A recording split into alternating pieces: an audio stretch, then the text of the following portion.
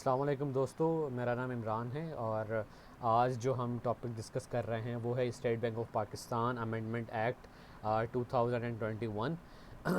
इस एक्ट के मुतालिक बहुत ही ज़्यादा मिसकॉन्सेप्शंस हैं और काफ़ी ज़्यादा इस टॉपिक को डिस्कस किया जा रहा है प्रिंट मीडिया पे भी, सोशल मीडिया पे भी और इलेक्ट्रॉनिक मीडिया में भी। तो हम ये देखेंगे कि आखिर जो भी मिसकॉन्सेप्शंस हैं उनमें कितनी हकीकत है, और हम ये भी जानेंगे कि आखिर ये बिल बेसिकली है क्या और किन किन एरियाज़ को ये टारगेट कर रहा है और इस बिल का ऑब्जेक्टिव क्या है। अ, तो हम डिस्कस करते हैं, अपनी वीडियो स्टार्ट करते हैं। इसका हम पहले ये देख लेते हैं कि पर्पस क्या है। इस जो बिल बनने जा रहा है इसका तीन बुनियादी पर्पस हैं। सबसे पहला पर्पस ये है कि प्राइस प्राइस स्टेबिलिटी जो डिमांड साइड की होगी, प्राइस को स्टेबल करना सप्लाई साइड नहीं बल्कि सिर्फ डिमांड साइड की प्राइस को स्टेबल करना। दूसरी चीज़ होगी इकोनॉमिक स्टेबिलिटी को इंश्योर करना। तीसरी चीज़ जो स्टेट बैंक के तमाम रिसोर्सेज हैं उन्हें यूटिलाइज़ करना ताकि जो गवर्नमेंट की पॉलिसीज़ हैं उन्हें इंडोर्स किया जाए। ये तीन बुनियादी ऑब्जेक्टिव्स हैं इस बिल को के ज़रिए जो स्टेट बैंक ऑफ पाकिस्तान को ऑटोनॉमी मिल रही है वो ऑटोनॉमी को अचीव करके ये तीन ऑब्जेक्टिव अचीव करना चाहते हैं। इसके अलावा इस बिल में क्या होगा कि जो प्रेसिडेंट ऑफ पाकिस्तान है वो गवर्नर ऑफ स्टेट बैंक को अपॉइंट कर सकेंगे। इसके अलावा इस बिल में ये भी कहा गया है कि जो गवर्नर ऑफ स्टेट बैंक है उनका टेन्योर जो कि अभी 3 साल है उसे बढ़ा के 5 साल कर दिया जाएगा। साथ ही साथ उन्हें 5 साल की एक्सटेंशन भी मिल सकती है। इसके अलावा इस बिल में ये कहा गया है कि जो deputy governor of State bank है वो गवर्नर ऑफ स्टेट बैंक उसमें अपनी इनपुट दे सकते हैं, अपनी एडवाइस, अपनी सजेशन दे सकते हैं with the consultancy of finance minister के साथ कंसल्ट करके जो गवर्नर ऑफ स्टेट बैंक हैं वो डिप्टी गवर्नर को अपॉइंट कर सकते हैं या अपनी एक सजेशन दे सकते हैं कि ये लोग मैं चाहता हूँ कि ये लोग मेरे अंडर काम करें as a deputy governor of State bank.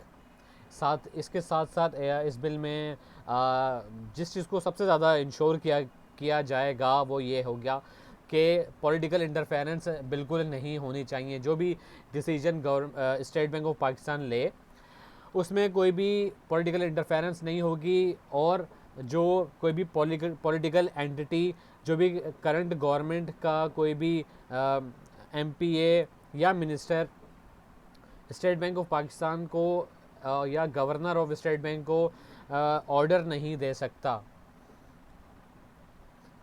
साथ ही साथ इस बिल में ये भी कहा गया है कि जो गवर्नर ऑफ स्टेट बैंक है ये तीन जो इन्हें जिम्मेदारियां दी गई हैं, अगर गवर्नर ऑफ स्टेट बैंक या State Bank of Pakistan as a इदारा अगर ये ऑब्जेक्टिव अचीव नहीं कर सका तो गवर्नमेंट पार्लियामेंट के सामने पेश होगा और पार्लियामेंट उसको उनसे ये क्वेश्चन कर सकेंगी कि आपको जो ये तीन जिम्मेदारियां दी गई थी ये आपने पूरी क्यों नहीं की। वो रीजंस बताएंगे, वो जो भी कंसर्न क्वेश्चन होंगे उनके आंसर कर स्टेट बैंक ऑफ पाकिस्तान वो आंसर करेंगे पार्लियामेंट्री कमेटी जो बनी होगी या पार्लियामेंट को। तो ये जो गवर्नर ऑफ स्टेट बैंक है वो अकाउंटेबल होगा टू द पार्लियामेंट। तो ये चीज़ें थी, ये चीज़ें इस बिल में, ये तमाम चीज़ें हैं जो कि इस बिल का हिस्सा बनेंगी। जब ये बिल लॉ का हिस्सा बन जाएगा तो ये तमाम चीज़ें इम्प्लीमेंट हो जाएंगी। अब हम ये देखते हैं कि इस बिल से रिलेटेड मिसकॉन्सेप्शंस क्या क्या हैं। सबसे पहला तो मिसकॉन्सेप्शन ये है कि ये कोई अबव द स्टेट है। जो government state Bank of Pakistan है वो स्टेट से भी अबव हो जाएगा, लेकिन इससे ये एक बहुत बड़ा मिसकॉन्सेप्शन है कि इसकी वजह ये है कि state bank is still a state Bank of Pakistan. कोई भी स्टेट बैंक ऐसा काम नहीं करेगा जो कि स्टेट के इंटरेस्ट में ना हो। स्टेट बैंक ऑफ पाकिस्तान पर ये लाजिम है कि वो तमाम काम करेंगे जो कि स्टेट के इंटरेस्ट में होगा। ये अभी तक स्टेट बैंक ऑफ पाकिस्तान जो है वो स्टेट का इदारा है, किसी गवर्नमेंट का इदारा नहीं है, स्टेट का इदारा है।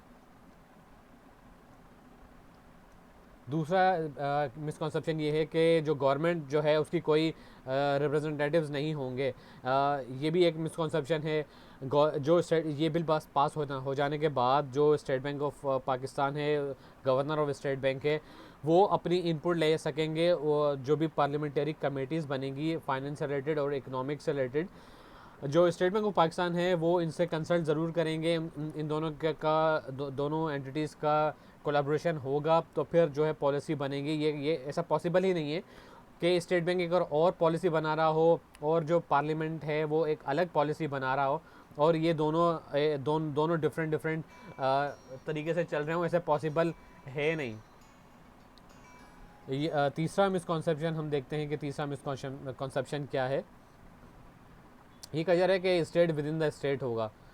अब एक स्टेट बैंक एक इदारा है, कोई मुल्क नहीं है जो कि एक state with in the state होगा। तो जो लोग ये जो स्टेटमेंट पास कर रहे हैं कि स्टेट बैंक को ऑटोनॉमी मिलने के बाद state with in the state हो जाएगा, इससे ज़्यादा भोंडी कोई बात हो नहीं सकती है। उसके बाद ये कहा जा रहा है कि ये कोई इरिट्रीवेबल डिसीजन है कि एक बार अगर डिसीजन ले लिया, अगर ये लॉ का हिस्सा बन गया तो फिर हम वापस रिट्रीव नहीं कर सकते। ऐसा पॉसिबल नहीं है। पार्लियामेंट के पास ये राइट होता है कि वो जो भी लॉ बने या डिसीजन ले उसे रिट्रीव कर सकता है। अगर जो भी ऑब्जेक्टिव हैं, जो 3 ऑब्जेक्टिव हमने अचीव किया, हमने डिस्कस किए पीछे हमने देखे, अगर इस बिल के पास हो जाने के बाद अगर ये ऑब्जेक्टिव अचीव नहीं हो सके और कोई इस तरह की बात हुई जो कि स्टेट के अगेंस्ट जाए, तो पार्लियामेंट जो है वो इस लॉ को रिट्रीव कर सकती है। ये रिट्रीवेबल डिसीजन नहीं है।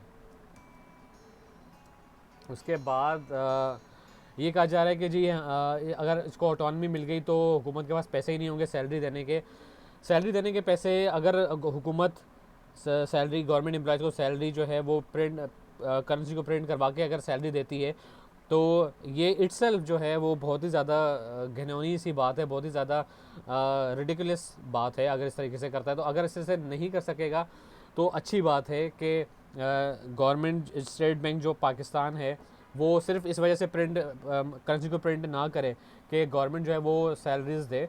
तो ये एक अच्छा इनिशिएटिव है कि जब ये बिल पास हो जाएगा तो गवर्नमेंट वो तमाम एरियाज़ पे जाके जो जहाँ से रेवेन्यू कलेक्शन हो सकती है उन एरियाज़ पे फोकस करेगा, ना कि इसके कि वो फ़ौरन स्टेट बैंक ऑफ पाकिस्तान को कहे कि भाई आप सैलरी जो आप करेंसी नोट छापें ताकि हम सैलरी दे सकें। तो ये अगर इस तरह नहीं होता है तो ये एक अच्छी चीज़ है कि गवर्नमेंट वो तमाम एरियाज़ को सर्च करेगी, वो तमाम एरियाज़ को पे फोकस करेगी जहाँ से रेवेन्यू कलेक्ट हो सकता है। कमर्शियल बैंक में जो है वो ये भी कहा जा रहा है कि कमर्शियल बैंक जो है वो लोन देगा। तो कमर्शियल बैंक तो ऑलरेडी लोन देते हैं, बैंक्स को लोन देते हैं। अगर आप लेट सपोज़ कि अगर आप 10,000 रुपये कमर्शियल बैंक्स में देते हैं तो वो उसमें से 5,000 या 6,000 गवर्नमेंट को चला ही जाता है। अब ये किस तरीके से होता है, ये एक अलग इस पर एक अलग वीडियो बनाने की ज़रूरत है कि कमर्शियल बैंक किस तरीके से इंटरनल बोरोइंग किस तरीके से करती है। ये एक अलग चीज़ है, लेकिन ये बात आप याद रखें कि कमर्शियल बैंक जो है वो ये चाहे स्टेट बैंक को ऑटोनॉमी मिले या ना मिले, कमर्शियल बैंक फिर भी गवर्नमेंट को लोन ज़रूर देते हैं। उसके बाद एक मिसकॉन्सेप्शन ये है कि वाइसरॉय ऑफ वर्ल्ड बैंक होगा या ये IMF का वाइसरॉय बन जाएगा। तो ये इससे ज़्यादा भोंडी और इससे ज़्यादा बोगस कोई हो नहीं सकता है कि स्टेट बैंक जो है वो जो स्टेट ऑफ पाकिस्तान है उससे इंस्ट्रक्शन ना ले, बल्कि कोई ऐसा काम करे जो कि वर्ल्ड बैंक के इंटरेस्ट में हो या IMF के इंटरेस्ट में हो। तो ये एक बोगस ही कॉन्सेप्ट है। उसके बाद ये कहा जा रहा है कि ये कोई आउट ऑफ द बॉक्स चीज़ हो रही है। तो ये कोई आउट ऑफ द बॉक्स चीज़ नहीं है। अगर हम देखें कि जो अगर हम स्टेट बैंक ऑफ पाकिस्तान का एक्ट अगर हम पढ़ें तो उस एक्ट में क्लियरली लिखा हुआ है कि the members of the board or the staff of the bank shall not take instructions from any other person or entity including government or quasi government entities. The autonomy of the bank shall be respected at all times and no person or entity shall seek to influence the members of the board and the monetary policy committee or the staff of the bank in the performance of their functions or interfere in the activities of the bank. अच्छा, ये जो act मैंने आपको पढ़ के बताया ये अभी का नहीं है, ये एक्ट है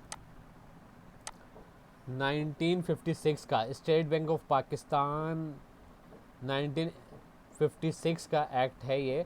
ये एक्ट आज से कई साल पहले जब स्टेट बैंक का क़याम किया गया था तो उस वक्त ही इस चीज़ को इंश्योर किया गया था कि स्टेट बैंक को एक ऑटोनॉमस बॉडी बननी है। तो ये कोई ऐसी चीज़ नहीं है जो आउट ऑफ द बॉक्स हो या इससे पहले हुई ना हो। ये बात होती रही है, पहले दिन से ही होती रही है, लेकिन इस बिल में इसको प्रैक्टिकली प्रैग्मेटिकली इसको इम्प्लीमेंट किया जा रहा है। तो ये वो तमाम चीज़ें थी जो कि इस बिल में डिस्कस की गई हैं और मिसकॉन्सेप्शंस हैं। तो बेहतर ये है कि आप ये जो रूमर्स फैल रहे हैं, जो मिसकॉन्सेप्शंस हैं, उन पर फोकस ना करें, बल्कि आप जो हैं वो ख़ुद से स्टडी करें। इस अमेंडमेंट एक्ट जो है 2021, इसको आप अच्छे से ख़ुद से रीड करें तो आपको चीज़ें आसानी से समझ आ जाएंगी।